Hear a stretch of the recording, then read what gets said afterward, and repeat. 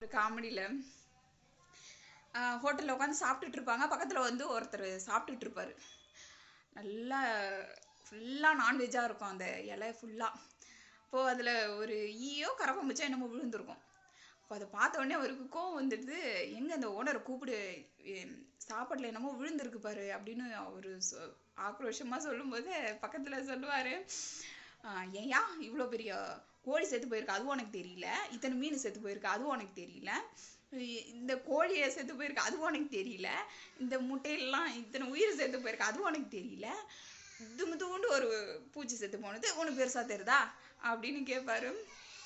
இது இவ்வளோ நகைச்சுவையாக இருந்தாலும் எவ்வளோ பெரிய சிந்தனை யோசிச்சு பாருங்களேன். நம்ம ஒரு உயிரினம், அது எதுவாக வேணா இருக்கட்டும், ஒரு பூச்சி வகையாக இருக்கட்டும், ஒரு 5 அறிவு ஜீவனாக இருக்கட்டும், ஏதாவது ஒரு உயிரினம் இறந்து போச்சுன்னா அதை நம்ம அருவருக்கத்தக்கதாக பார்க்குறோம் இல்லையா? ஆனால் நம்ம ஒரு கோழியோ ஆட்டையோ ஏன் அப்படி பார்க்குறதே இல்லை? அப்படி நம்மளால பார்க்கவே முடியலல்ல. இது எவ்வளோ பெரிய சிந்தனைக்குரியது. ஒரு மனிதன் இறந்து போயிட்டாவே அவனை ஒரு என்ன சொல்கிறது, ஒரு தீட்டுங்கிற அளவுக்கு சொல்லக்கூடிய நாம், அதே ஒரு இன்னொரு உயிரினம் இறந்து போனால் அதை சாப்பிட்றோமே.